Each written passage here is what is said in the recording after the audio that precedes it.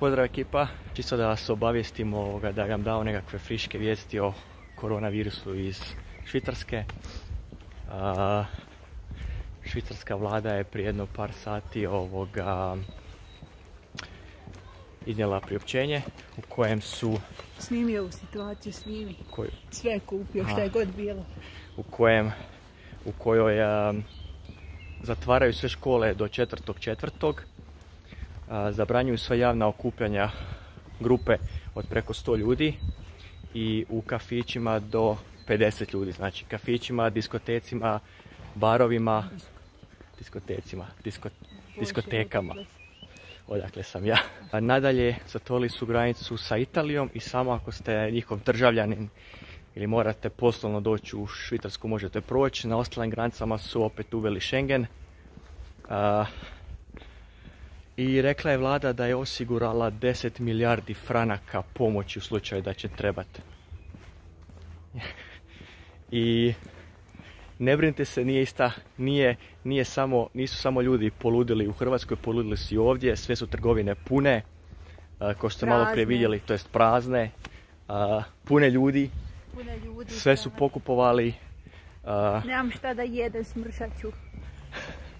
Znači ljudi su baš poludili, baš su to shvatili, ne znam.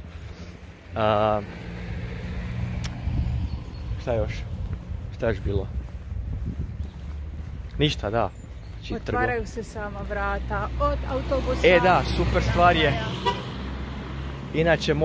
Inače morate u vlaku kliknuti gumb da otvorite vrata za izlaz. Sada vam na svakoj stanici sami otvaraju vrata. Automatski, tako da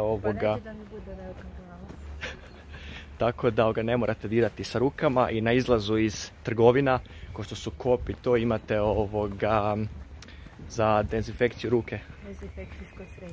Dezinfekcijsko sredstvo. Ne bi mogla biti tvoj prevoditelj na hrvatski. Može, ti mi prevodi sa hrvatskog na hrvatski. I sad idemo u Migros da vidimo da li tamo ima ljudi, da li ćemo tamo moći kupiti nešto za danas za jest, brate mili. Či baš su ga pretjerali.